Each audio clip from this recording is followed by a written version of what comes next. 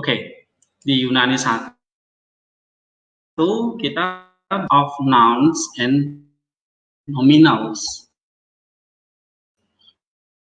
Ini maksudnya belajar tentang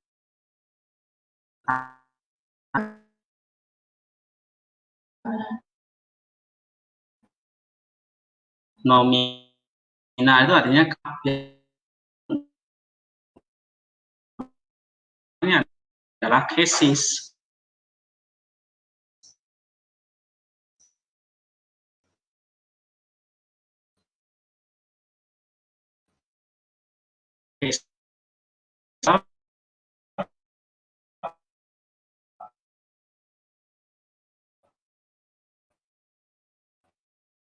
Relationship.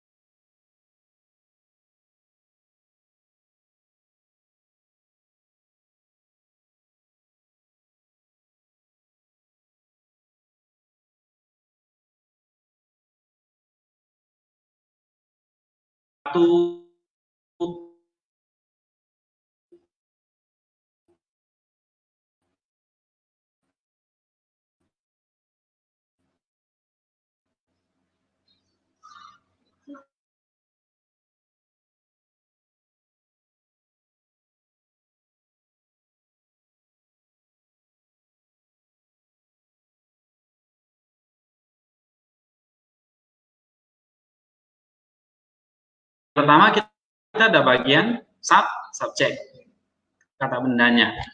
Nah, nanti di Yunan 2 predikatnya, kata kerjanya.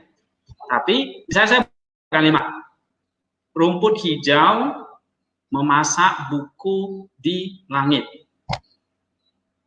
Itu ada unit sintaktiknya nggak? Ada.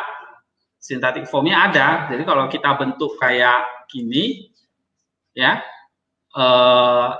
strukturnya bisa nggak? Bisa.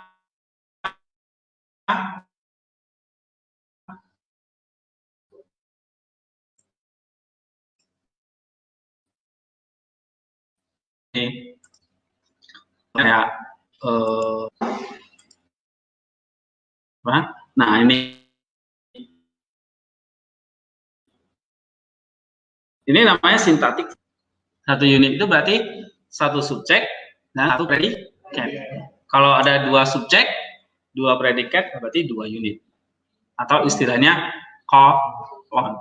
Jadi satu kolon itu satu unit sintaktik dan unit sintaktis. Nah, misalnya kalau saya bikin kalimat rumput hijau itu sedang memasak buku di langit. Ada unit semantisnya nggak? Hah? Nggak ada meaningnya kan? Rumput hijau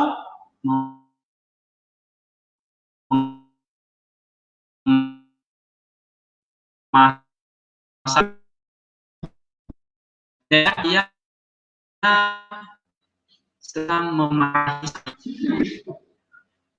ya kan? Hidung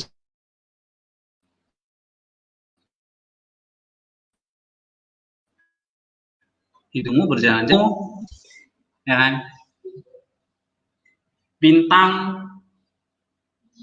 ya. Nah, pokoknya kita bisa aja membentuk kalimat kan, tapi ada unit semantisnya, ada maknanya nggak? Nggak ada. Berarti itu bukan prolog. Oke?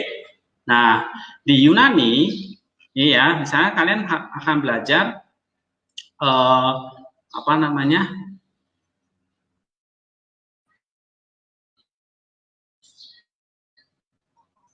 Akan belajar unit sintaktiknya. Tapi nanti kalau belajar eksegesis, unit semantisnya.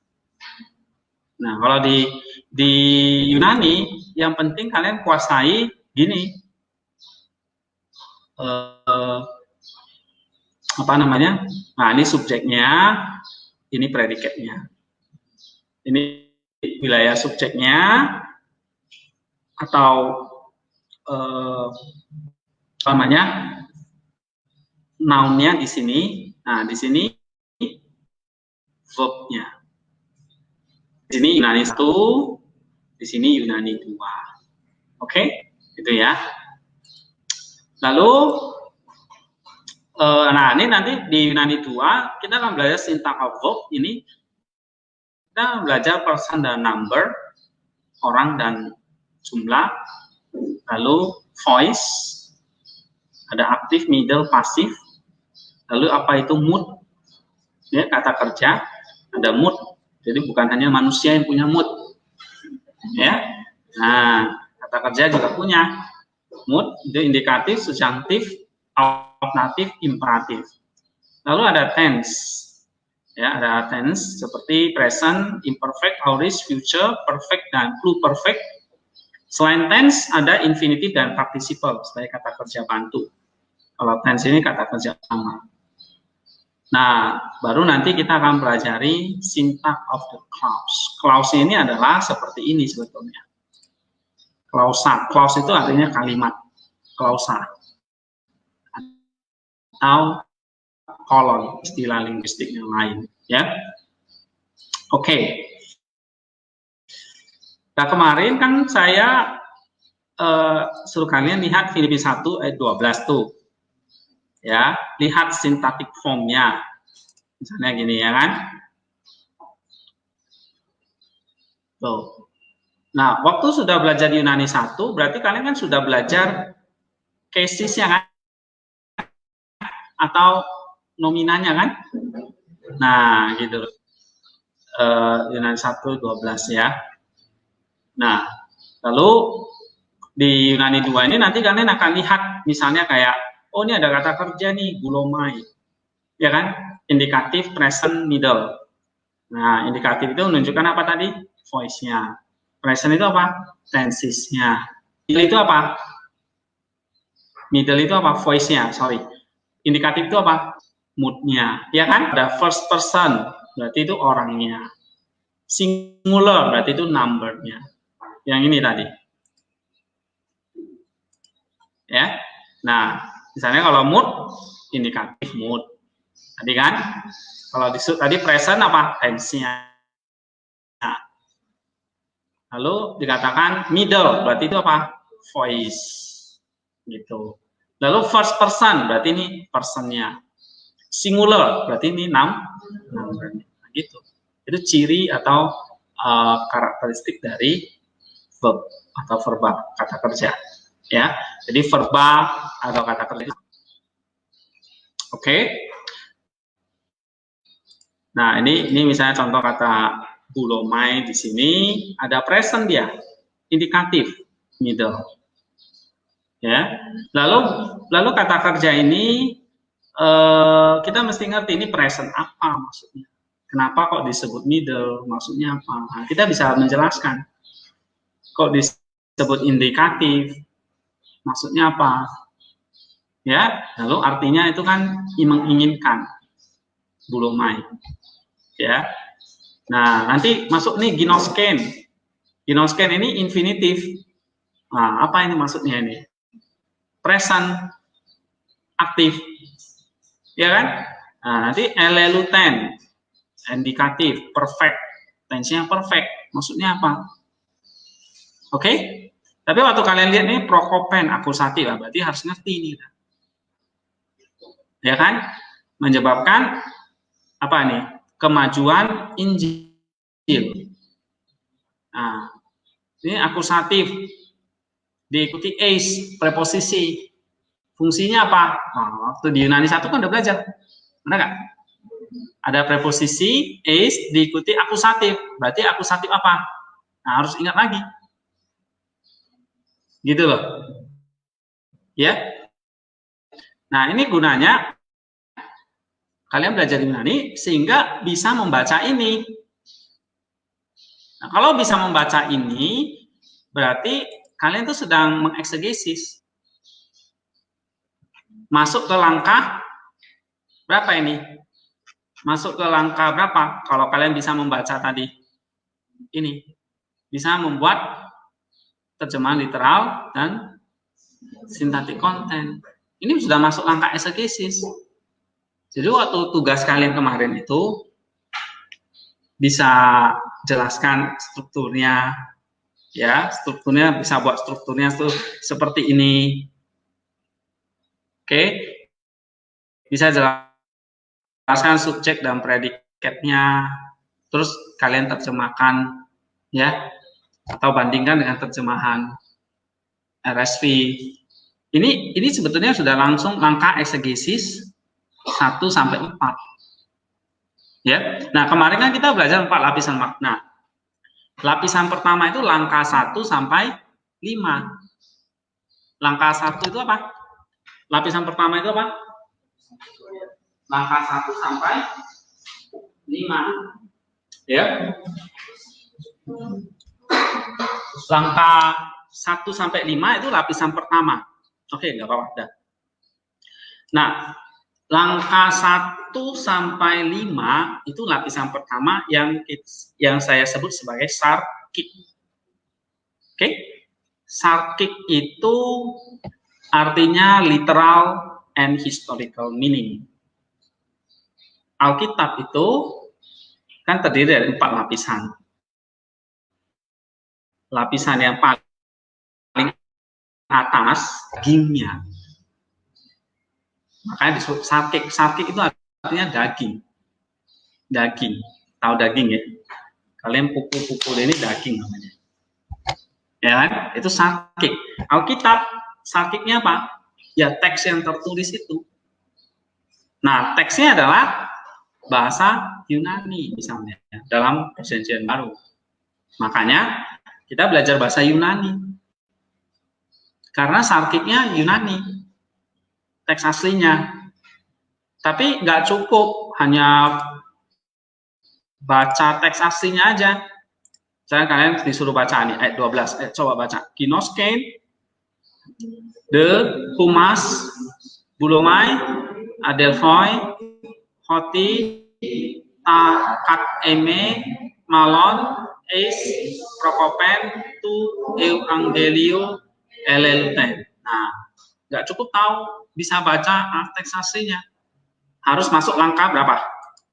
Kedua.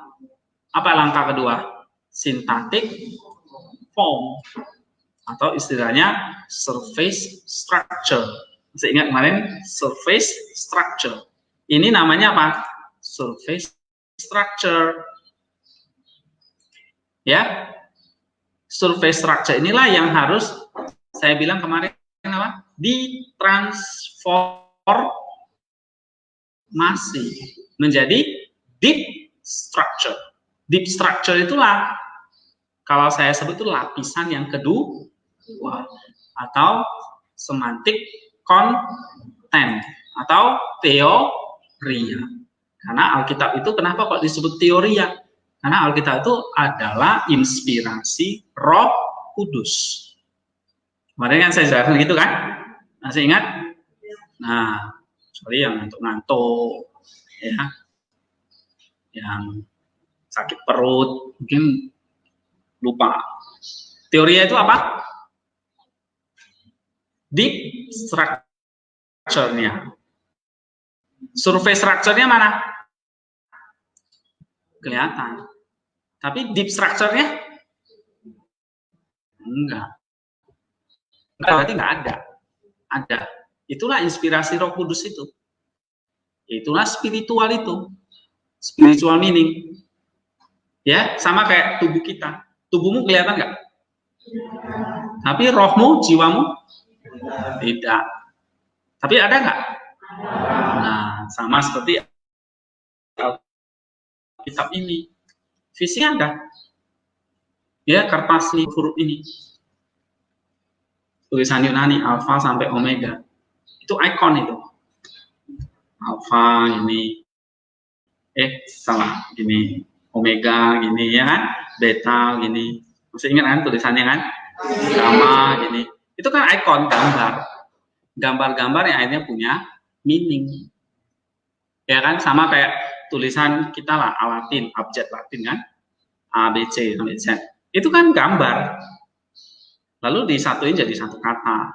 Jadi huruf, jadi kata, dari kata jadi frase jadi kalimat, kan gitu kan. Jadi kalimat itu jadi punya arti.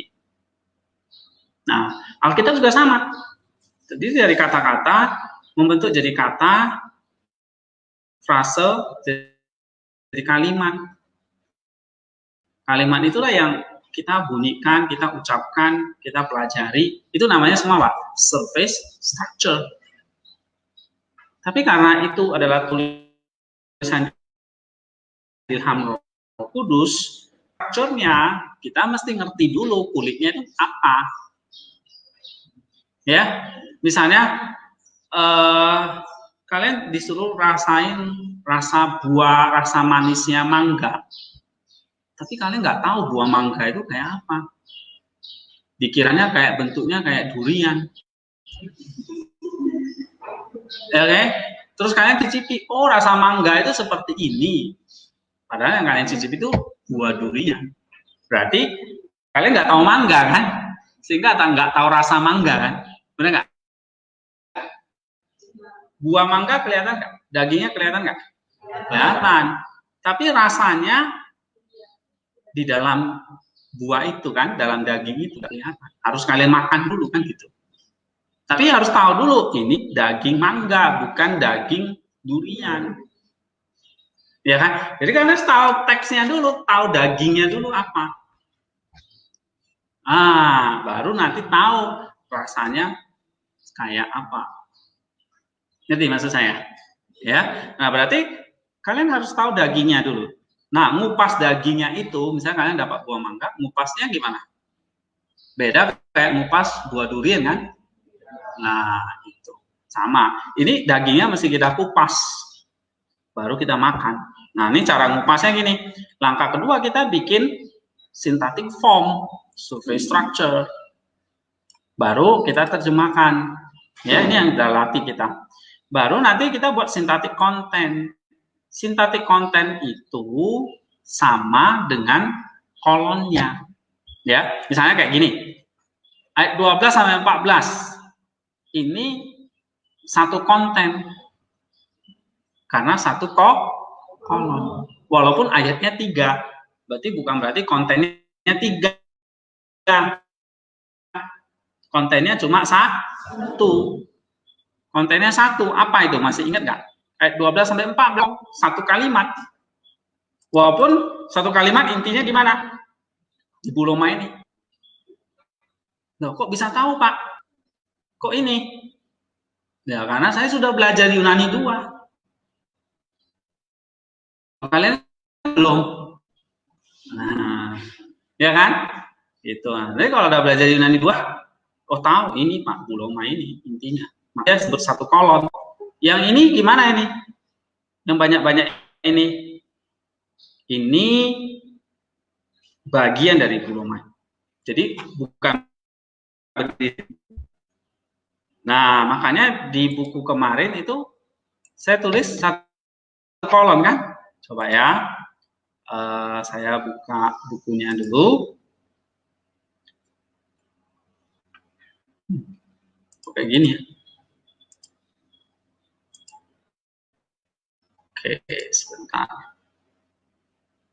terjadi kesalahan teknis.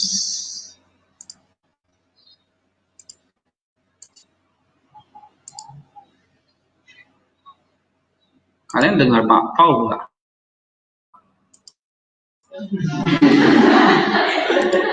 Lapar nih.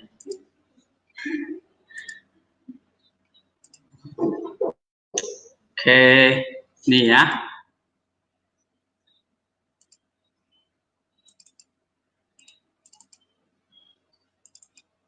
Ini udah waktu itu udah fotokopi belum? Kopi. Nah, ini ya. Nah, ini kan saya sebut kolon 1 kan? 1 kolon ini namanya. Nih. 1, lalu ayat 12 sampai 14. Pak, kenapa kok 1 ini? Apa jawabannya? Karena hanya 1 subjek dan 1 predikat. Ya, apa itu Pak? Ini bulomai. Ini dia. Tahu dari mana Pak? Kok bisa ini bulomainya? Nah, nanti kita belajar kan ini. Karena ini apa? Karena saya bilang ini indikatifnya. Ini moodnya indikatif. Kecuali kalau ini infinitif. Bisa nggak kalau infinitif berdiri sendiri? Nggak bisa. Tapi kalau indikatif bisa nggak? Bisa. Indikatif tahu ya tadi yang ini? Indikatif apa? Moodnya. Ya kan? Ini moodnya indikatif kan? Nah, gitu. Nanti kalau kalian belajar ini, oh jadi ini sendiri. Kalau misalnya ketemu kayak infinitif, participle, bisa berdiri sendiri? Nggak bisa. Jadi dia nggak jadi kolom. Namanya kata kerja bantu, pembantu, ya kan? Bukan tuan dia. Oke? Ya, paham? Di buku ini, ya, ini kolonnya 1. Berarti kontennya berapa? Gitu. Nah, sintaktik kontennya 1. Lalu ayat berikutnya, nih sampai ayat 12 sampai 26, banyak ya. Ini berapa ini? Berapa kolon? 5.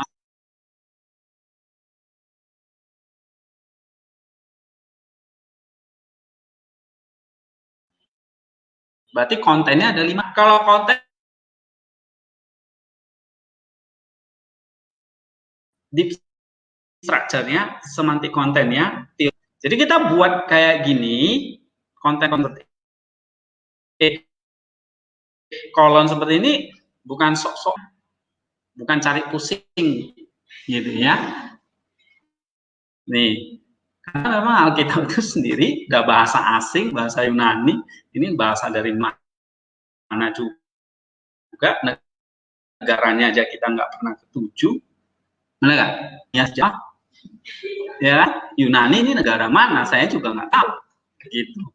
Tapi inilah yang sudah ada sama kita. Ya, nah saya buat gini supaya lebih mudah dimengerti, bukan mempersulit. Ya, ada yang bilang, aduh Pak, terlalu sulit, kok diribetkan gitu loh. Langsung aja, khotbah misalnya begitu ya. Ya bisa aja, gitu. Tergantung pertanggungjawaban iman dan kedewasaan imannya lah ya. Nah, kalian yang sudah belajar di sini, udah ngerti ini, berarti kan dituntut untuk enggak? Nah, karena belajar, jangan samakan dengan yang jemaat yang nggak pernah duduk. Nah, karena kita belajar ini, jadi ini saya buat supaya mempermudah waktu kita mau mencari tahu apa lapisan keduanya. Ya, lapisan keduanya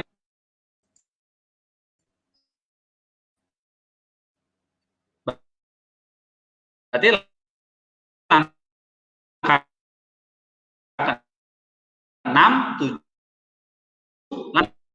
ini contohnya. Tuh, terjemahan literal ini. Terjemahkan, kan kalian sudah berlatih ya waktu di Yunani 1 ya. Nah, ini terjemahan literalnya ini dia. Berarti ini masih lapisan pertama kan? ya kan? Nah, lapisan pertama nih, gitu. Lalu setelah terjemahan literal apa? Sintaktik konten. Sintaktik kontennya lihat di sini. Ada berapa konten? 1, 2, sampai 15. Itu kontennya ada 15. Oke? Lalu setelah itu konteks historisnya, latar belakang sejarahnya.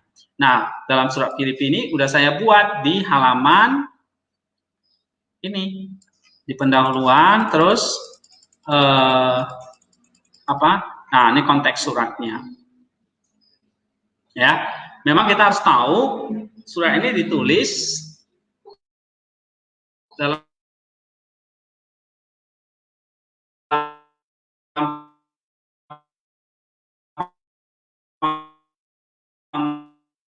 bilang aku sama gereja Filipi, Injil justru tambah maju.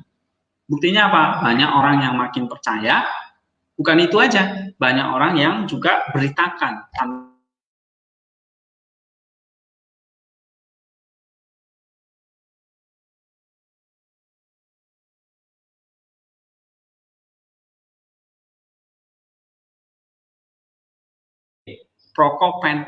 Prokopentu evangelium. Artinya kemajuan Injil. Nah, kemajuan Injil ini terjadi, dia jelaskan 2 bukti. Bukti pertama ini, bukti kedua ini. Ya kan, ada 2 kan? Nah, ini hosted. Tahunya dari mana, Pak? Kalau itu kok disebut bukti? Ya. Tahunya dari mana? Ya, karena sudah belajar Yunani lagi. Gitu loh. Ya. Jadi kalau kalian belajar Yunani, baca begini, udah tahu. Kalau kalian bisa baca ini, oh ini maksudnya ini, hoste ini menjelaskan eleluten, hoste ini dijelaskan oleh 2 genestai dengan tolman ini. Nah, ini berarti kalian sudah bisa mengeksegesis. Sudah bisa mengeksegesis. Sudah bisa paling enggak mengeksegesis lapisan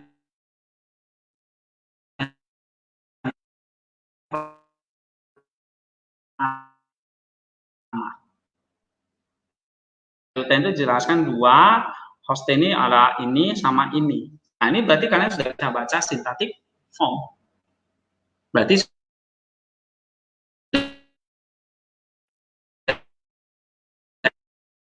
eksegesis.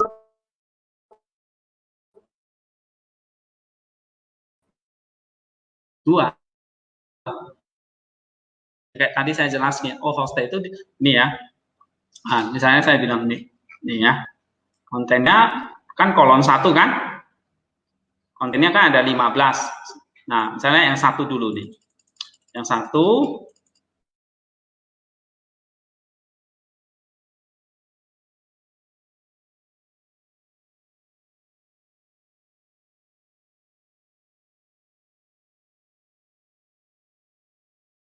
kedua apa?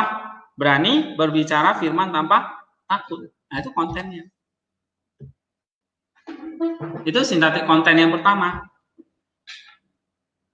Nah, berarti kalau kalian belajar Yunani, lapisan pertama mesti dikuasai. Ya. Lapisan pertama mesti dikuasai. Apa itu? Sintaktik formnya, terjemahan literalnya, sintaktik kontennya. Itu. Ya. Nah, habis itu selesai tugas kita. Belum. Tadi kan saya bilang, bukan hanya masalah unit sintaksis saja, tapi ada unit semantis.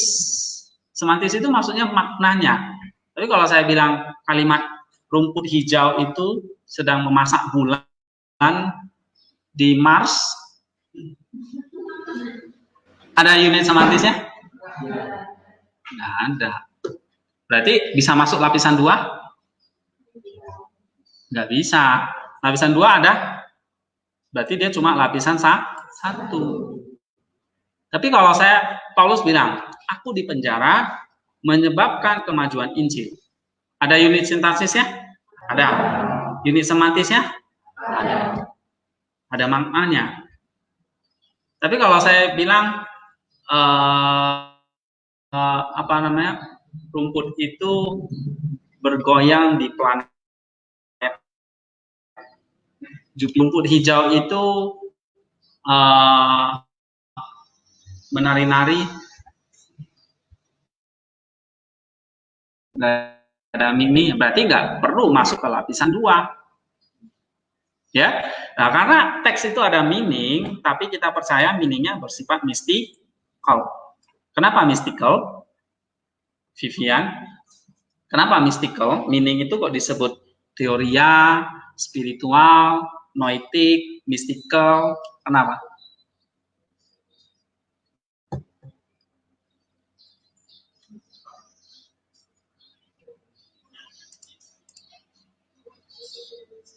Hah?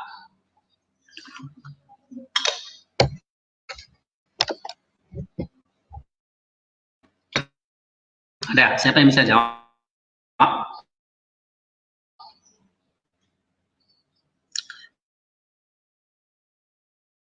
Kenapa meaning itu disebut meaning dalam kitab suci nih? Kok disebut mystical? Misteri maksudnya.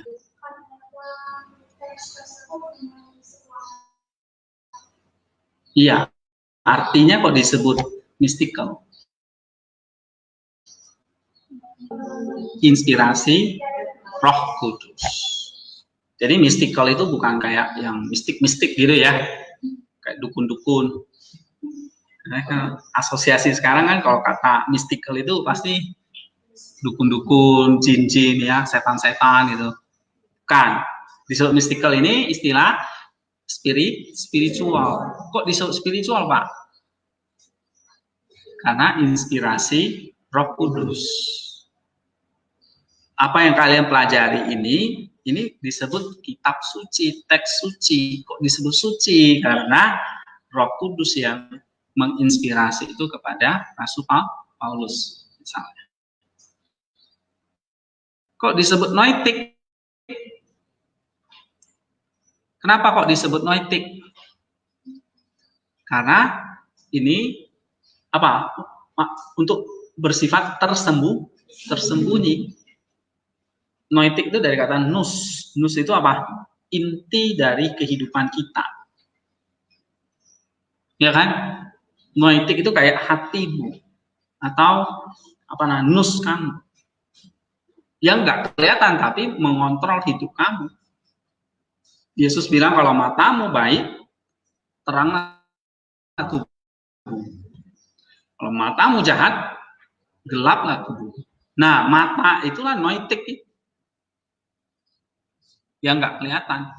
Jadi ini bukan mata jasmani, ya. Berarti di dalam kitab suci ada mystical meaning yang noetik, yang mengubah nus kita.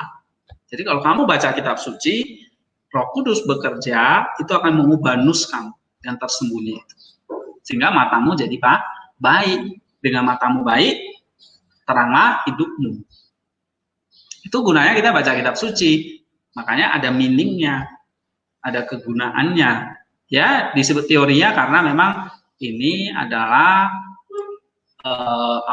apa namanya, spiritual meaning yang diinspirasi oleh Roh Kudus. Nah, lapisan 2 itu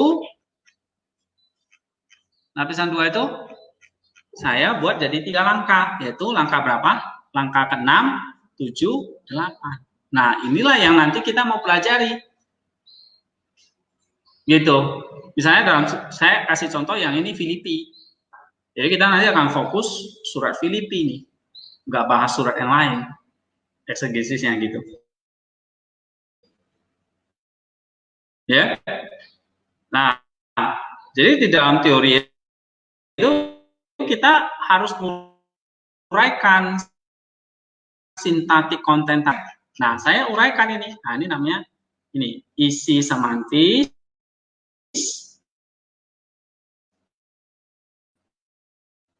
tapi 2 ini sampai 8 ini dia.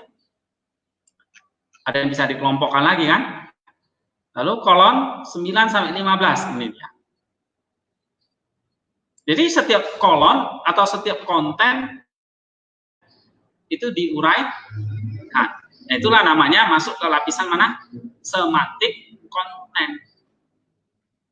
Paham? Menguraikan sintaktik konten atau kolonnya tadi. Dengan cara gimana?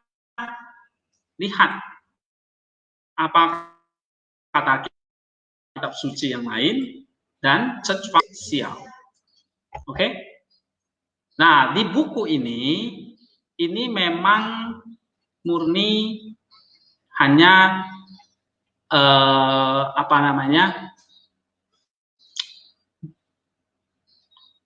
kajian pakai yang namanya kajian semantis saja. Jadi belum Christ Center dan Ecclesia. Jadi belum ada bapak gerejanya di sini. Oke? Nah, ini kajian kolonnya ini hanya mengtransformasi yang tadi yang dari teks deep survey structure menjadi deep structure. Nah, deep structure-nya ini nanti hasilnya. Nih. Deep-nya tadi yang nggak kelihatan. Yang ini, yang noitic itu. Oke? Ya. Coba misalnya ya, ayat 12, kalau ayat 12 itu kan literalnya gimana ayat 12? Ayat 12 itu kalau terjemah literalnya, sekarang saudara-saudaraku, aku ingin kamu mengetahui bahwa hal-hal yang terjadi terhadap aku telah menyebabkan justru kemajuan Injil. Ini kan literalnya kan? Nah, setelah dianalisis kolonnya, nah ini jadi gimana terjemahannya? Nih, saudara-saudariku, aku ingin kamu tahu bahwa pemenjaraan yang aku alami, padahal di situ nggak ada istilah pemenjaraan kan? Saya tambahkan istilah pemenjaraan karena memang konteksnya Paulus di penjara. Jadi pemenjaraan yang aku alami justru menyebabkan semakin banyak orang mendengar dan percaya kepada Kristus. Lain nggak? Lain kan? Kalau aslinya kan menyebabkan kemajuan Injil. Saya ganti menjadi apa? Menyebabkan semakin banyak orang mendengar dan percaya kepada Kristus. Jadi Injil yang maju itu maksudnya apa? Makin banyak orang percaya, itu maksudnya. Saya ngomong, nilaimu loh kayak warna ikan nila. Oke. Survei strukturnya apa? Nilainya warna ikan nila. Deep structure nilainya jelek melulu, merah. Ngerti maksudnya? Oke? Ya. Kamu yang terlambat.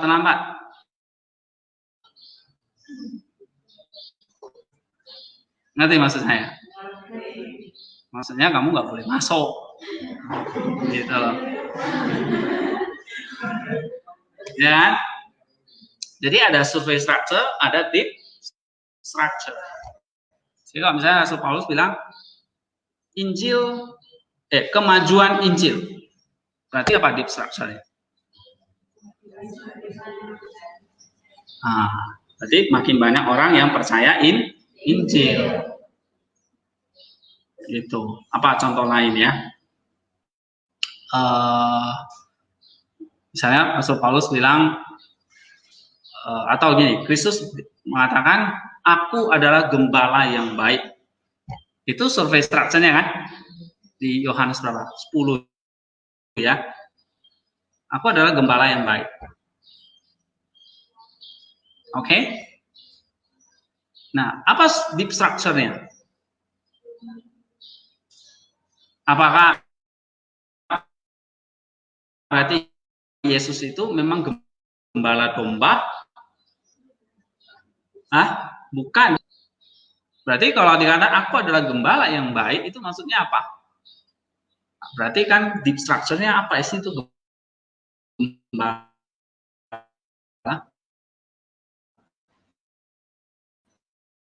Jadi kalau bilang Yesus adalah gembala yang baik, berarti dia yang menjaga dan merawat dan menyelamatkan kita.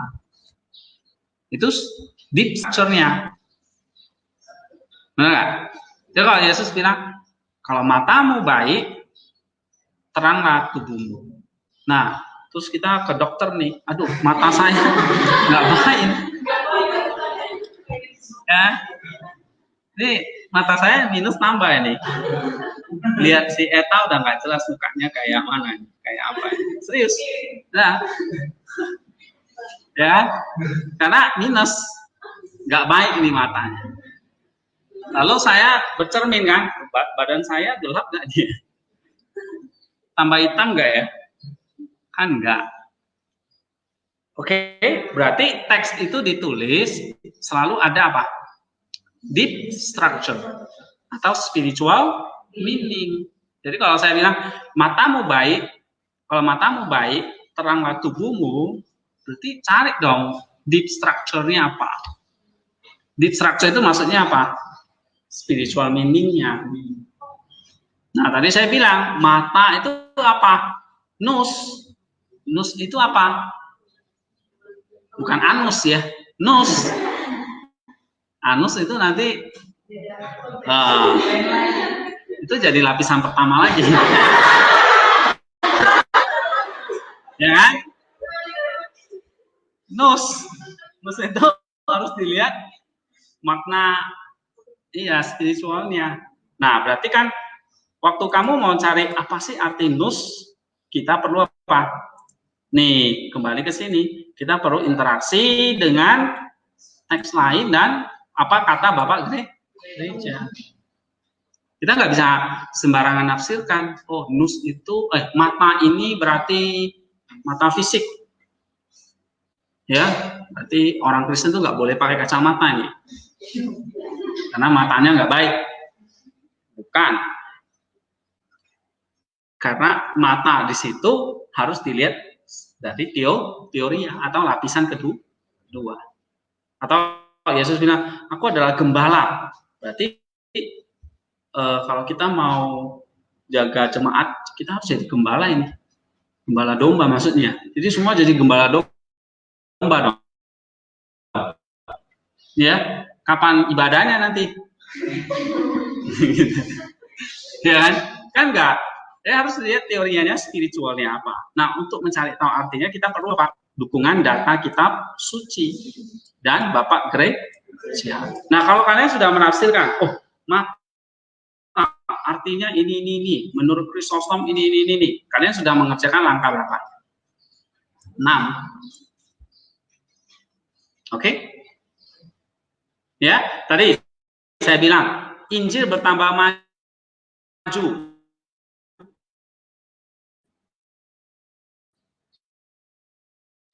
Berarti itu berarti apa? Deep structure-nya, spiritual, tentu interaksi dengan buku lain. Nah, nanti kita interaksi dengan apa? Chrysostom misalnya. Oke, tapi kan kita mesti ngerti dulu Prokopen to Evangelion itu artinya apa sih secara survei structure? Benar nggak? Ya kan? Survei itu lo dibenerin. Oh, ini kemajuan Injil. Terjemahkan dulu. Nah, baru diartikan apa. Udah gitu aja mainnya. Gak sulit. Ya. Yang sulit itu kalau males. Oke? Kalau males jadi sulit. Kalau rajin, mudah-mudahan gak sulit. Ya. Oke, itu langkah ke-6. And then, nah dari situ sudah jelasin ini 15 kolon, ya. Kita perlu rumuskan doktrinnya, konsepnya, atau didaskalianya. Nah, misalnya dalam surat ini kan ada konsep teologisnya. Nih, inilah semacam apa, doktrin. Jadi dari 15 kolon ini doktrinnya tentang berita pemenjaraan Paulus, Injil menjadi prioritas utama. Saya beri judul begini, ini tema utamanya, ide utamanya. Jadi kalau kita baca ayat 12 sampai ayat keberapa tadi? 26, temanya satu. Yang namanya tema itu satu. Ya. Satu paragraf itu, satu wacana itu temanya satu. Oke? Gitu. Nah, nanti kalau kita belajar cerita perumpamaan, orang menabur dan sebagainya, itu juga ada tema. Ya. Nah, nggak tahu ya, kapan saya bisa ngajar perumpamaan lagi. Ada temanya. Kayak kalian cerita Romeo dan Juliet. Tahu nggak? Shakespeare itu. Nah, kan? Si buta dari gua hantu. Kalau kalian tahunya malah sekarang apa ya? Pink ya. Hah? Blackpink ya kan? Si buta dari gua hantu kalian belum lahir kan ya? Dulu tontonannya itu soalnya. Tahu Wira Sableng.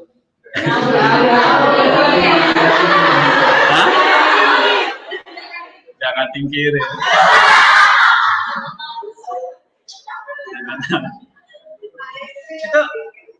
Itu semua cerita ada temanya. Nah, begitu juga waktu Paulus nulis.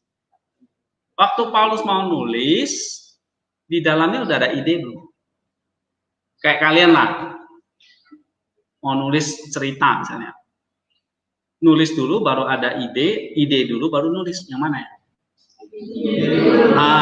Nulis. Saya mau nulis tentang jalan-jalan ke Baturaden.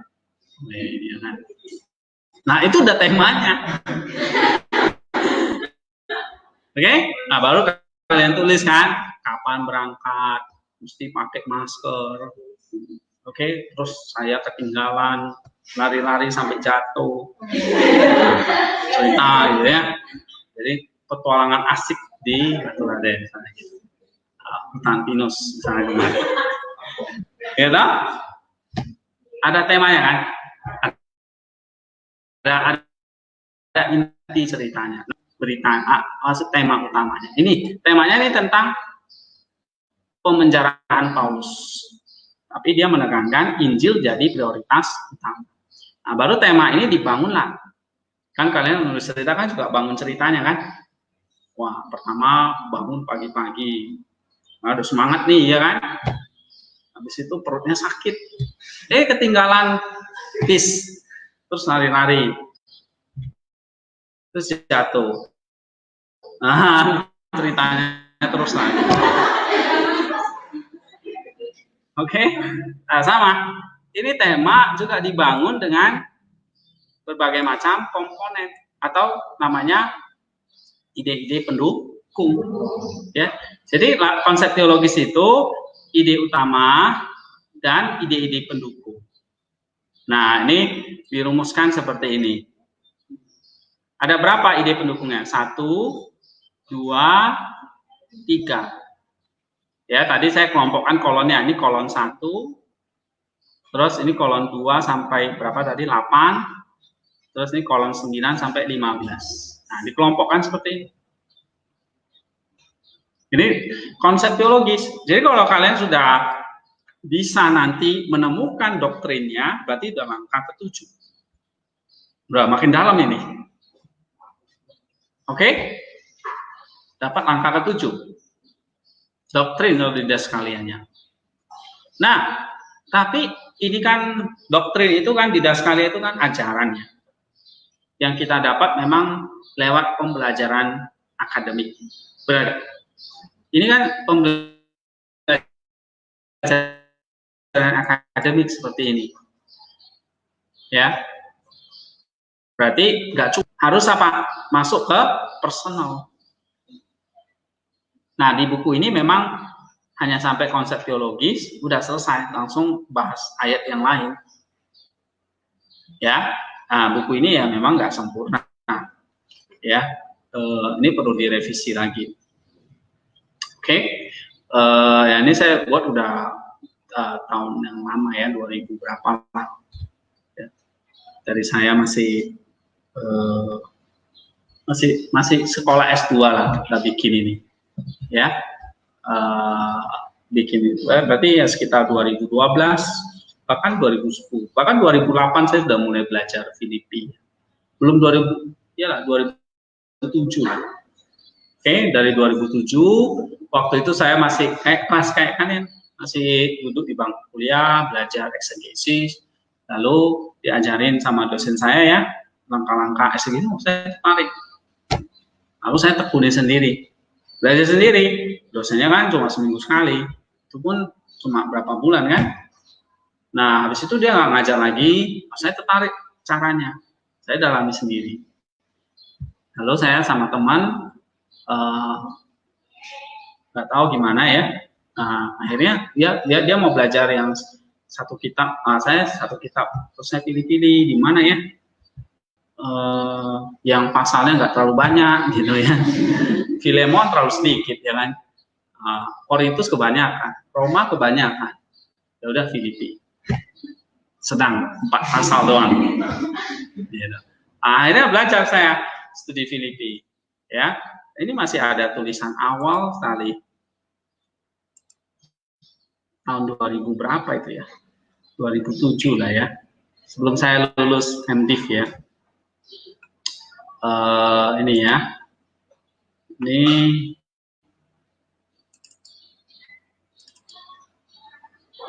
ya, mungkin ini kali. Nah dulu saya bikinnya masih kayak gini nih, bab satunya itu belum selesai ya, latar belakangnya, pendahuluannya ya, lalu langsung saya masuk. Saya pernah tunjukkan bukan ini? Lalu saya bikin kayak gini, dulu bikin strukturnya masih kayak gini. Ya, ini nominatif subjek, ini nominatif apposition, ini genetic posesif, ini apa? Predikatif ya, dative advantage, ya kan? Locative of phrase, ya kan? Locative of sphere, ya kan? Tuh, nanti nggak? Nah, dulu strukturnya masih kayak gini saya bikin, terus saya kasih keterangan di sini. Oke, ini bukan dosen yang suruh, karena saya tertarik sendiri, gitu. Ya, nah, lalu saya beri penjelasannya, baru penjelasan teks ayat 1. Nah, lalu dulu belum belajar Bapak Gereja ya, jadi masih tafsirannya yang kontemporer. Tuh, ya, udah sampai pasal berapa tuh saya stop, ya karena sudah ngajar sibuk di sini. Nah habis itu saya kuliah lagi, nah saya selesaikan dapat ini. Nah ini jadi juga pasal 1 sampai 4. Ini 2014 ya salah. Berarti dari 2007 ke 2014 itu berapa tahun? 7 tahun. Ya, 7 tahun cuma 4 pasal. Gimana satu Alkitab ini? Sampai mati juga nggak selesai ya.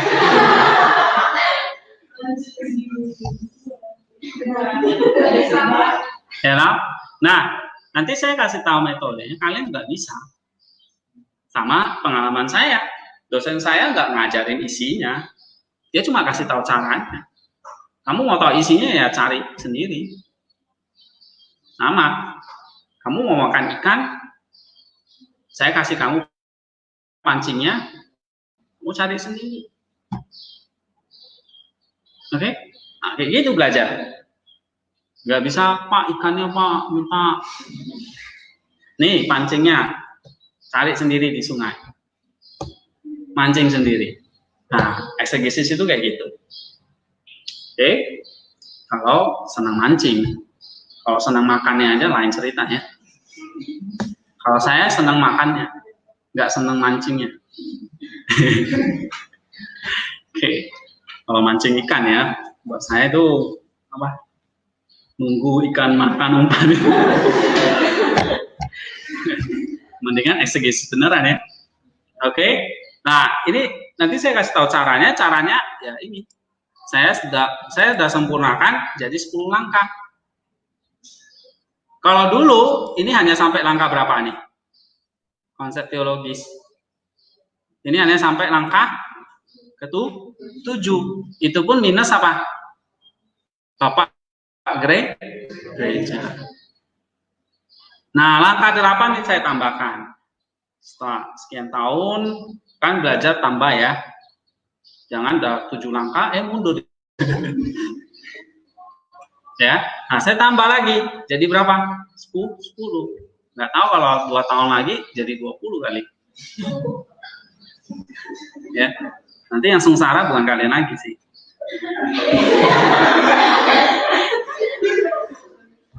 Oke. Dulu tuh angkatan-angkatan yang dulu lah ya, kayak Pak Nites, siapa ya, yang dulu lah. Itu ngalami, mereka belajar seperti ini. Saya paksa mereka harus bikin seperti ini. Nggak boleh lihat by box.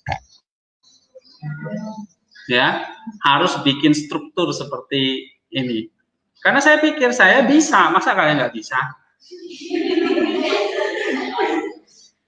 Sama-sama makan nasi. Ya kan? Kalian masak apa ya, saya juga makan. Asin ya asin lah. Oke. Nah, akhirnya saya paksa mahasiswa itu harus bisa bikin. Kalau enggak, ya pertama dimarahin dulu ya. Pertama dimarahin, kalau makin kan kadang-kadang orang itu perlu dimarahin dulu, ya kan? Baru bisa kerja. Nah, itu cambuk dulu istilahnya. Oke, ya akhirnya ya sampai sekarang ya saya ngajar ini nggak ada yang gantiin saya juga. Berarti nggak berhasil. Ya, di angkatan, iya. Terus kan kadang-kadang saya tanya ya, kan udah belajar ini, diperhatikan nggak waktu di gereja atau nyiapin khotbah? Ini baru tadi ada alumni nanya, Mak, ini kan dia kebetulan di gereja dapat banyak khotbah kan, gitu. Pak Andy masih ini nggak eksegesis pakai bahasa asli di Bible nggak kalau mau khotbah, gitu, ya kan? Ya saya jawab, nah iya masih dong, gitu. Kalau saya jawab enggak, nanti malah dia tambah enggak ya. Walaupun nggak selalu.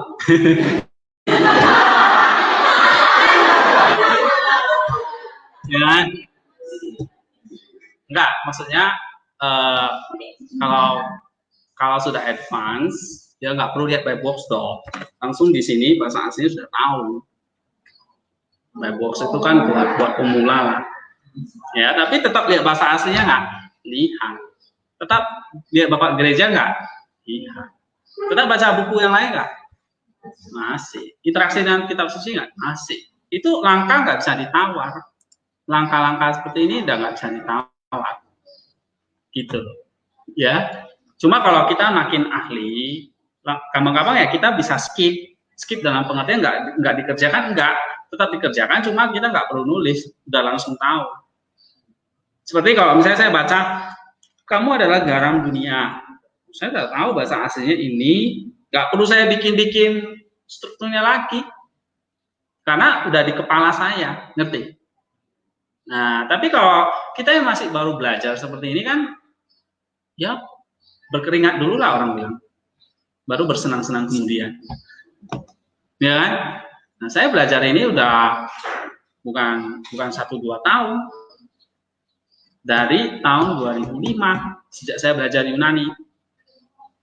Oke, 2007 saya mulai temukan ini minat saya.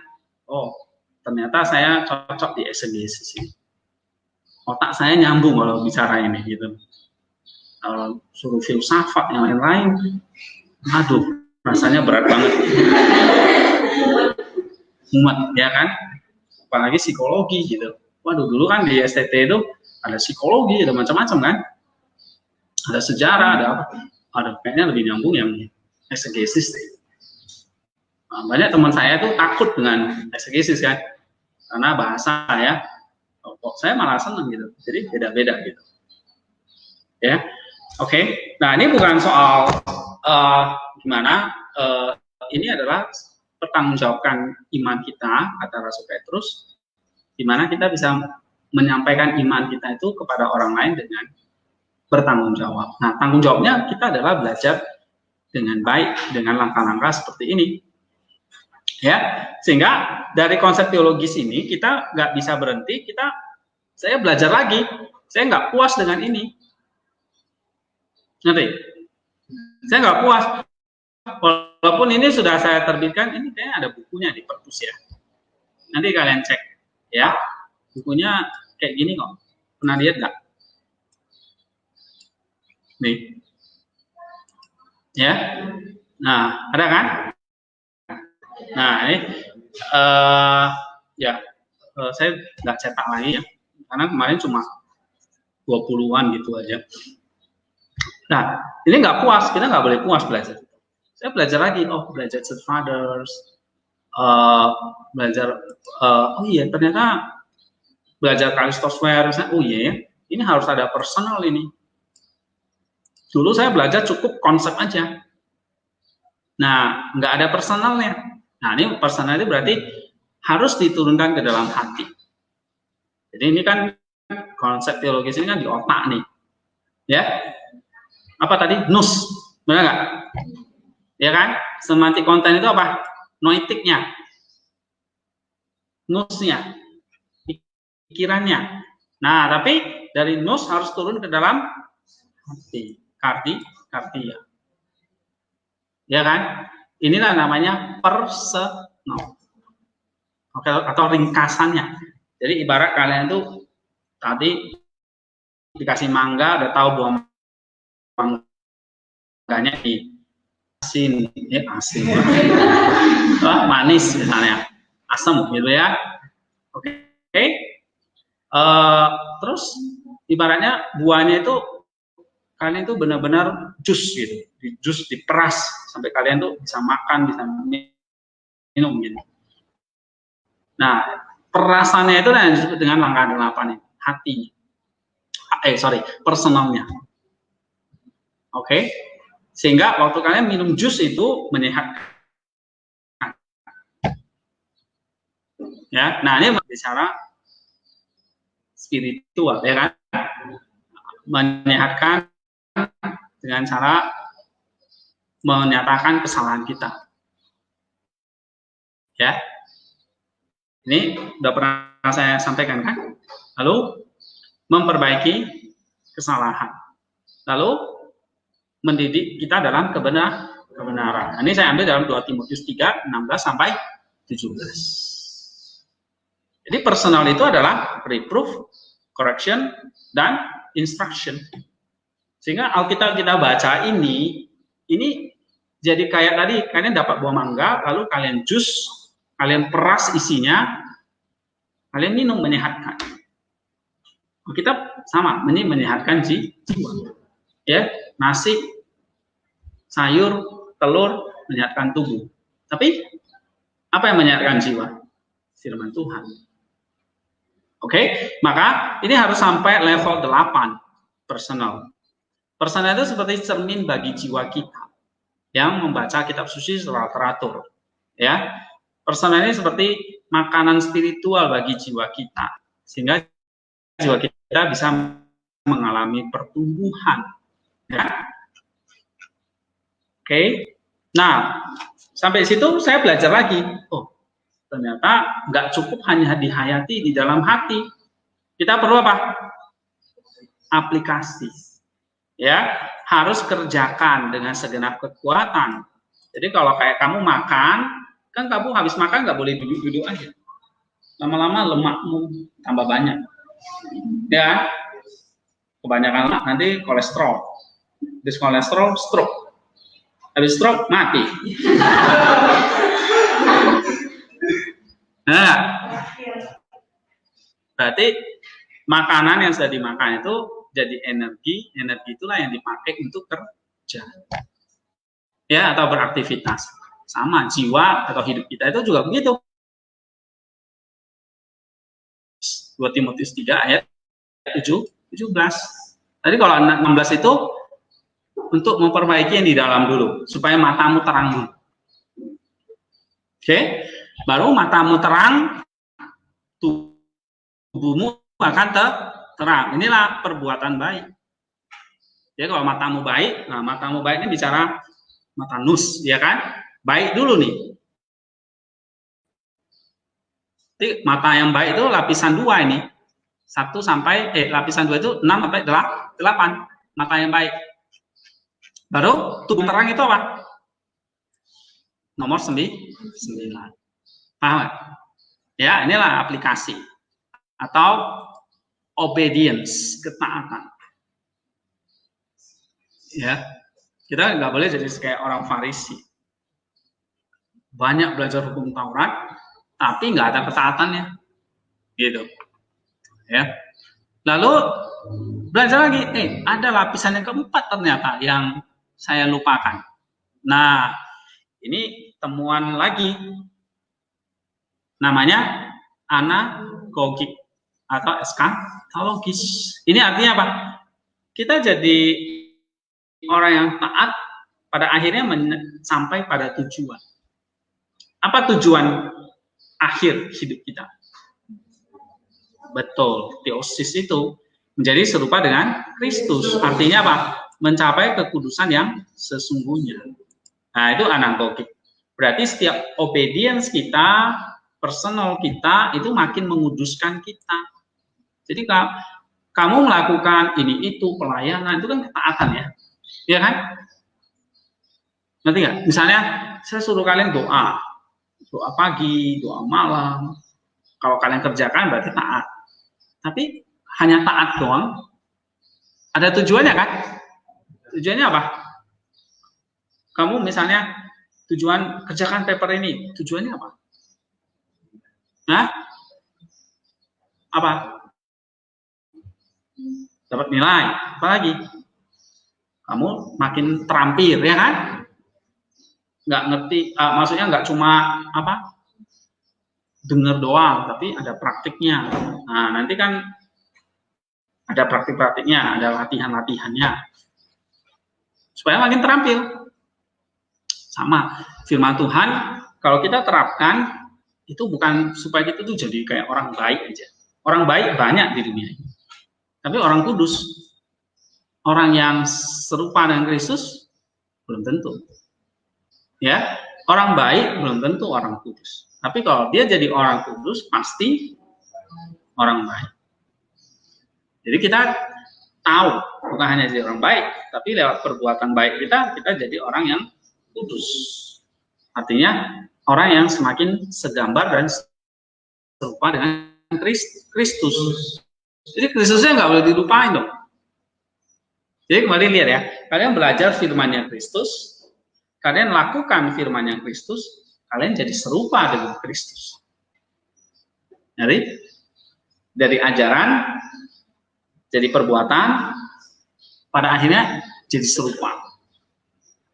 Itu luar biasa kekristenan, mengubah kamu. Ya, sama kayak teks Yesus ini saya ubah nih, saya ubah ini. Tuh, mana ya? Tadi terjemahan mana? Terjemahan deep structure-nya nih, saya ubah nih, jadi kayak gini nih. Nih, saya ubah. Ya, kenapa saya ubah? Hah? Karena saya mau cari lapisan 2-nya. Nah, kita belajar firman Allah itu mengubah hidup kita. Jangan ini aja yang kamu ubah-ubah, tapi hidup kita nggak diubah. Kan seringkali ya, ya kan, termasuk kita lah yang suka khotbah kan. Ininya kita ubah-ubah ya. Orang lain mau kita ubah, tapi diri kita nggak bisa diubah, repot. Oke, saya kira itu ya tambahan kenapa kita perlu belajar Yunani ya. Tujuannya supaya nanti kalian, saya ini sengaja kalian sudah mulai ikut apa namanya kelas ini, oke, supaya apa ya? Biasanya gini, mahasiswa itu kalau udah belajar Yunani sampai 2, udah capek-capek nih ngajarin, mereka pun udah capek-capek belajar, tiba-tiba pergi praktek lagi. Pulang-pulang udah lupa lagi. Padahal habis itu harusnya langsung eksegesis kan? Gitu. Nah, jadi linknya terputus. Nah, ini kalau bisa, ini jadi kalian udah belajar Yunani 1, Yunani 2, mulai coba sambil belajar Yunani 2 sambil nanti exegesis ya. Nah, kayak angkatan yang siapa ini? Edison. Nah, itu waduh, susah loh. Ya kan? Kenapa? Karena terputusnya lama gitu. Dan saya yakin lah 100% nggak ada yang ngulangi. Mana ada. Di gereja belajar apa? Bahasa Yunani. Waduh, itu kayaknya nggak mungkin lah.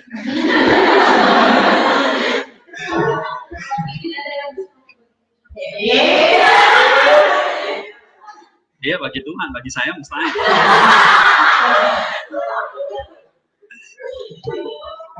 Kamu tes aja nih, yang baru lulus ini. Yang baru lulus, jangan yang udah lama-lama, pasti enggak. Yang baru lulus, kamu tes. Kak, saya mau tanya dong, kan saya belajar ini ya, misalnya akusatif ya. Aduh, ayat ini akusatifnya itu maksudnya akusatif apa ya? Atau pura-pura tanya, ini semantik kontennya apa ya? Oke, coba tanya ini. Sehingga mereka belajar lagi nanti, ya kan? Atau tanya aja, Kak, masih ingat ini enggak? Nah, gitu. Atau Kak, masih belajar Yunani enggak? Atau khotbahnya lihat bahasa asli enggak, Kak? Gitu. Nah, nanti kalau mereka jawabnya jujur, ya oke, pasti alasan lah. Aduh, sibuk, ya kan? Udah nggak sempat, laptopnya rusak, listriknya hilang.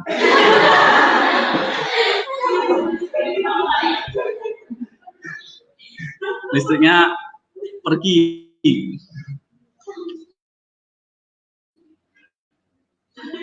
Oke, kita break dulu, ya. Nanti kita masuk lagi. Kita break 5 atau 10 menit lah ya.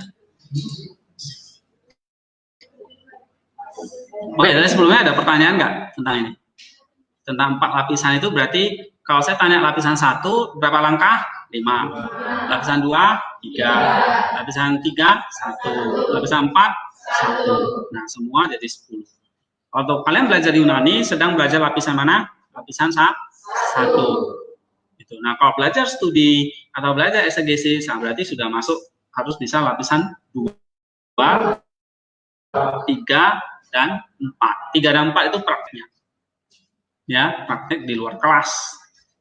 Di dalam kelas ya bisa ngerjakan lapisan yang kedua. Oke. Jadi semester ini kalian belajar lapisan 1 tapi juga belajar lapisan 2. Lapisan 2 berarti belajar apa? Belajar deep structure-nya. Belajar lihat Yunaninya terus diartikan apa? Deep structure-nya apa? Bapak gereja ngomong apa? Nah, itu gitu aja. Misalnya kayak gini ya. Tadi ada Kristosom nggak ya? Saya buka di sini. Ya, sebelum break ya. Nih ya. Kayak tadi, kemajuan Injil. Nah, Kristosom itu ngomong apa sih? Kalian bisa belajar baca.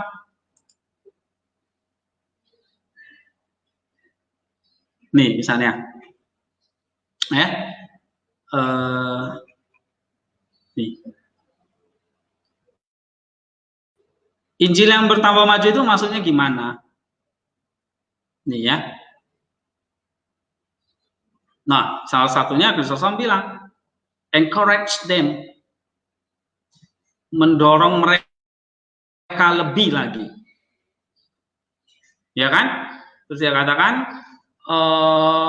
bagaimana belenggu penjara ini bisa, Injil itu bisa bertambah maju. Chrysostom bilang, Allah yang merencanakan itu. God arranged the fact. Ya, dia katakan, pemenjaraanku ya bukan berarti senyum sepi senyap. Ini justru kayak heboh gitu. Banyak orang jadi pingin tahu tentang Kristus. Bahkan di seluruh penjaga penjara itu, orang-orang Romawi ini justru. Bahkan ini di seluruh kota, bahkan makin banyak orang di ayat 14 ini. Nah, ini menunjukkan apa? Chrysostom bilang, ya mereka tidak takut, mereka tidak mundur. Oke?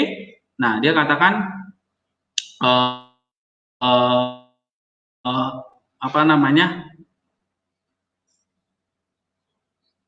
Inilah, I am the reason for others to have no fear. Ya, Paulus lah ini akhirnya yang menyebabkan apa? Banyak orang Injil makin terbuka. Nah, ini luar biasa. Oke? Nah, ini kan apa namanya? Ini namanya lapisan 2 tadi, semantik konten. Nah, waktu kalian baca Chrysostom, baca Rasul Paulus seperti ini, kalian kan harus bisa menarik apa? Doktrinnya dong. Ya kan? Doktrin dan personalnya.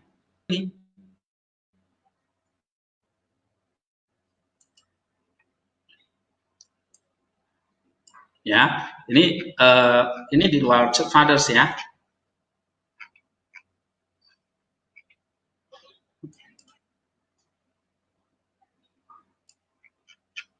Doktrinnya, di konsep teologisnya.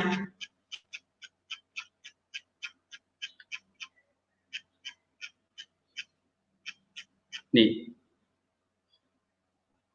Paulus di penjara mengakibatkan kemajuan Injil. Seluruh pengawal istana di penjara karena aku melayani Kristus. Paulus mengakibatkan, pemenjaraan Paulus mengakibatkan banyak orang menjadi yakin di dalam Tuhan. Sehingga mereka menjadi semakin berani memberitakan firman tanpa takut. Nih, ini doktrinnya. Oke? Lalu apa personalnya? Yang diturunkan ke dalam hati. Nah, berarti kita mikir nih, oh iya ya, harusnya kalau di penjara kan Injil makin terbelenggu ya kan? Ini kok tambah maju? Nah, ada apa ini? Nah, berarti kita mikir, Injil itu berarti bukan kekuatan manusia aja. Manusia boleh dibelenggu, tapi ini kekuatan Allah. Benar? Injil itu kekuatan Roh Kudus, karya Roh Kudus. Ada yang bisa menghambat karya Roh Kudus? Nggak bisa. Berarti personalnya buat saya adalah, oh iya, saya yang enggak dibelenggu aja, saya mesti rajin ini. Saya harus lebih giat lagi, mumpung belum dibelenggu. Gitu loh. Kan gitu. Nah, koreksi apa dalam dirimu? Koreksinya apa? Ya, berarti, oh ya selama ini mungkin saya malu memberitakan Injil. Belajar dari Paulus. Ya, di penjara aja beritakan Injil. Nah, masa kita yang bebas begini? Enggak. Itu koreksi ya kan? Benar nggak? Lalu instructionnya apa? Kan tadi personal itu apa aja? Koreksi, lalu menyatakan kesalahan kan? Kesalahan kita misalnya kita jarang memberitakan Injil. Berarti koreksinya apa? Perbaikilah, rajinlah beritakan Injil, ya kan? Lalu mendidik apa kita dalam kebenaran? Berarti kebenarannya apa? Ini karya Roh Kudus. Injil yang makin maju itu adalah kalau kita memberitakan Injil itu pertama maju kan bukan berarti Roh Kudus yang memberitakan, enggak. Siapa yang memberitakan di sini? Paulus dengan makin banyak orang ini.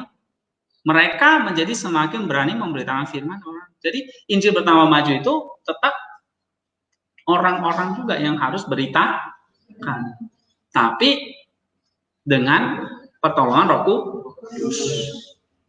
Berarti Injil tambah maju. Kalau kita mau gereja itu tambah maju, kerajaan Allah tambah berkembang, Injil itu semakin diperluas. Nah, berarti partisipasi kita melakukan dan karya Roh Kudus nggak bisa dihambat. Gitu. Nah, itu instruction in righteousness-nya. Berarti aplikasinya apa dong? Aplikasinya apa? Ya, berarti kita beritakan Injil. Misalnya aplikasi itu kan ketaatan sehari-hari. Oh, saya misalnya punya kesempatan nih, ya kalian baca firman apa misalnya gitu ya, dapat instruction apa, dapat ayat apa gitu ya. Nah, kalian kan bisa publis itu misalnya di Facebook, ya, atau ada teman-teman, ya tergantung konteks hidup kita. Ya, saya ada beberapa yang keluarga saya itu yang masih non Kristen. Ya, kebetulan mereka suka ikut kayak apa namanya tulisan-tulisan saya. Beberapa teman-teman saya itu masih banyak yang Buddhis. Akan ada dari keluarga besar ada yang Islam. Ya, nah saya suka tuh kirim-kirim atau paling enggak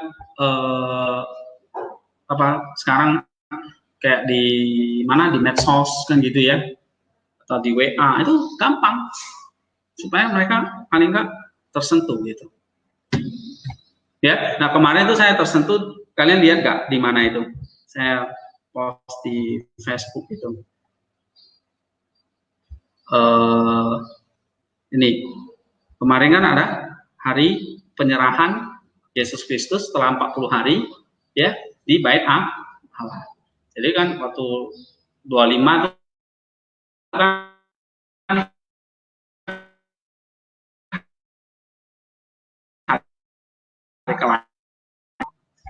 Kristus dalam Lukas 2:22 itu Yesus diserahkan ke Bait Allah, atau Yesus bertemu dengan Simeon dan Hana itu.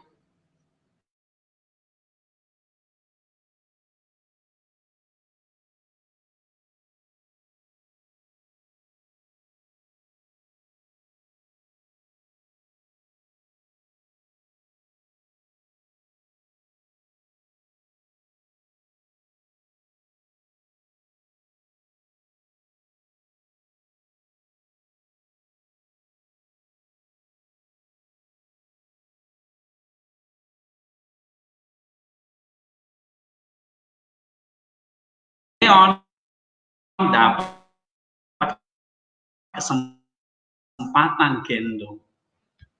Selain itu amazing sekali bagi saya, itu luar biasa. Nah, saya dapat seperti itu, ya kita mesti bagi gitu. Gak peduli orang bilang itu soal rohani atau apa gitu. Ya, bagi saya ini ketaatan saya. Saya ingin orang-orang juga merasakan gimana mereka itu juga dipeluk, dikenal oleh Kristus. Nah, ini kutipannya bagus ya. Simeon bertemu Yesus. Kita juga bisa. Iman bukanlah sesuatu yang kita warisi dari keluarga kita. Ya. Iman berasal dari apa? Perjumpaan pribadi dengan Yesus. Kita dapat bertemu Dia di dalam doa setiap hari. Kita bertemu Dia di dalam Alkitab. Kita bertemu Dia di setiap liturgi. Kita bertemu